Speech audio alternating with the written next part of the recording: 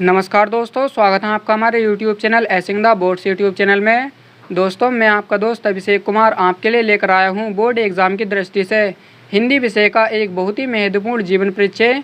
क्योंकि दोस्तों यह जीवन परिचय पिछले कई सालों से लगातार बोर्ड एग्ज़ाम में पूछा जा रहा है और दोस्तों यह जीवन परिचय पूरे 5 नंबर का आता है। इसलिए दोस्तों आपको इस जीवन परिचय को एक बार ध्यान से देखकर ज़रूर याद कर लेना है।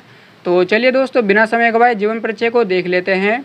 दोस्तों, जीवन परिचय है मैथिली शरण गुप्त जी का। दोस्तों, बोर्ड एग्जाम में आपको यह प्रश्न इस प्रकार मिलेगा, मैथिली शरण गुप्त जी का जीवन परिचय लिखिए तथा उनके जीवन की एक प्रमुख कीर्ति का नाम भी लिखिए। दोस्तों, इसी प्रकार से यह प्रश्न बोर्ड एग्जाम में आता है।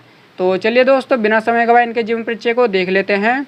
दोस्तों, आपकी जानकारी के लिए सबसे पहला बात बता दूं मैं आपको। दोस्तों, आपको इसी प्रकार से बोर्ड एग्जाम की कॉपी में बॉक्स को बना देना है और इनके जीवन की प्रमुख बातें और घटनाएं इसी बॉक्स के अंदर आपको लिख देनी है पॉइंट बना के।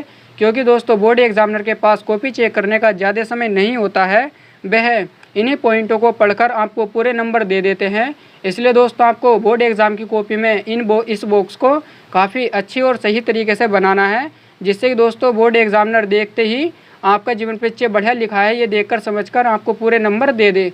तो चलिए दोस्तों देख लेते हैं पॉइंटों में क्या लिखा गया है। दोस्तों, मैथिली शरण गुप्त जी का जीवन परिचय देखते हैं। पहला पॉइंट, जन्म। दोस्तों, मैथिली शरण गुप्त जी का जन्म 3 अगस्त सन 1886 ईस्वी को हुआ था। दोस्तों, दूसरा पॉइंट है जन्म स्थान। दोस्तों, मैथिली शरण गुप्त जी का जन्म स्थान चिरगांव झांसी नामक गांव में हुआ था। दोस्तों, तीसरा पॉइंट है पिताजी का नाम। दोस्तों, मैथिली शरण गुप्त जी के पिताजी का नाम सेठ रामचरण गुप्त था। दोस्तों, चौथा पॉइंट देख लेते हैं, मुख्य रचना।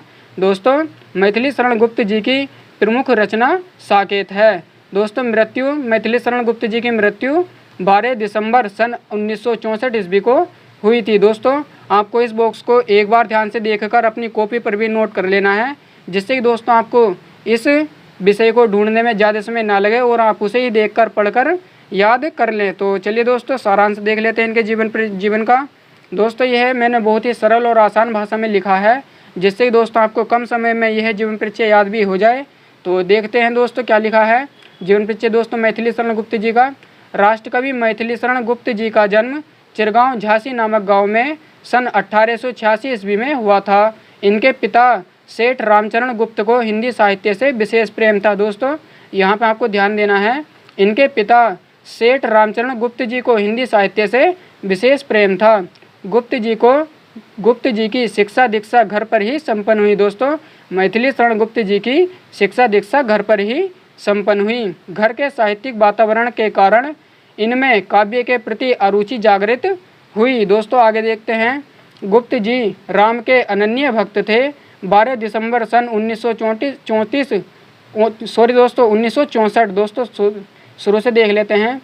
12 दिसंबर सन 1964 ईस्वी में गुप्त जी का देहावसान हो गया। दोस्तों, मैथिली शरण गुप्त जी की मृत्यु 12 दिसंबर सन 1964 ईस्वी में हुई थी। दोस्तों, इनका साहित्यिक परिचय देख लेते हैं। दोस्तों, मैथिली शरण गुप्त जी का साहित्यिक परिचय है। मैथिली शरण गुप्त जी ने बाल्यावस्था से ही काव्यात्मक प्रवृत्ति विद्वान थी। दोस्तों, मैथिली शरण गुप्त जी में बाल्यावस्था से ही काव्यात्मक प्रवृत्ति विद्वान थी। आचार्य महावीर प्रसाद द्विवेदी के संपर्क में आने के बाद उनकी प्रेरणा से काव्य रचना करके इन्होंने हिंदी काव्य की धारा को समृद्ध किया। दोस्तों, आगे देख लेते हैं। और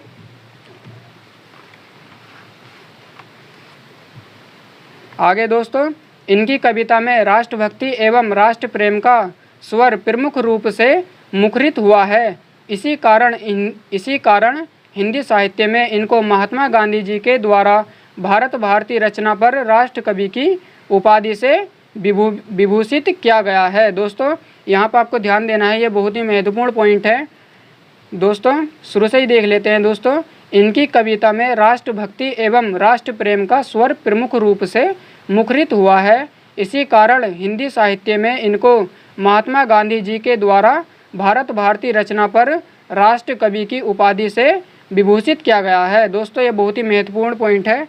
एग्जामिनर यदि आप इस जीवन परिचय को पढ़ने लगे तो दोस्तों आपको बहुत अच्छी तरह से नंबर दे देगा, क्योंकि दोस्तों यह देश प्रेम से संबंधित है। दोस्तों, आगे देखते हैं। कीर्तियाँ 2 नंबर में आती है। दोस्तों, जीवन परिचय कीर्तियाँ दोस्तों 2 नंबर में आती है और पीछे का जीवन परिचय 3 नंबर में आता है। तो कीर्तियाँ देखते हैं दोस्तों। इनकी मौलिक रचनाएं निम्नलिखित है दोस्तों। मैथिली शरण गुप्त जी की रचनाएं निम्नलिखित हैं। तो आगे देख लेते हैं दोस्तों कौन कौन सी है। दोस्तों पहली है भारत भारती। दोस्तों इसके अंतर्गत देख लेते हैं इसमें क्या लिखा गया है।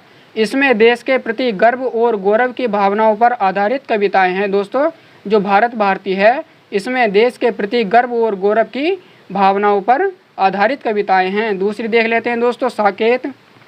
साकेत में है दोस्तों श्री रामचरितमानस के बाद हिंदी में राम काव्य का दूसरा स्तंभ साकेत ही है। दोस्तों साकेत जो है दोस्तों इनकी प्रमुख कीर्ति है। तो इसमें देख लेते हैं एक बार और। श्री रामचरितमानस के बाद हिंदी में राम काव्य का दूसरा स्तंभ साकेत ही है। तीसरी देख लेते हैं दोस्तों। तीसरी कीर्ति है यशोधरा। यशोधरा में है दोस्तों इसमें उपेक्षित यशोधरा के चरित्र को काव्य का आधार बनाया गया है। दोस्तों जो यशोधरा है कीर्ति इसमें उपेक्षित यशोधरा के चरित्र को काव्य का आधार बनाया गया है। दोस्तों चौथी ओर देख लेते हैं। दोस्तों 4 नंबर पे है अनुदित रचनाएं। दोस्तों प्लासी का युद्ध एवं मेघनाथ वध। दोस्तों आपको इनमें से एक ही कीर्ति याद कर लेनी है जो सी आपको सरल लगे, क्योंकि दोस्तों एग्ज़ाम में सिर्फ एक कीर्ति ही पूछता है।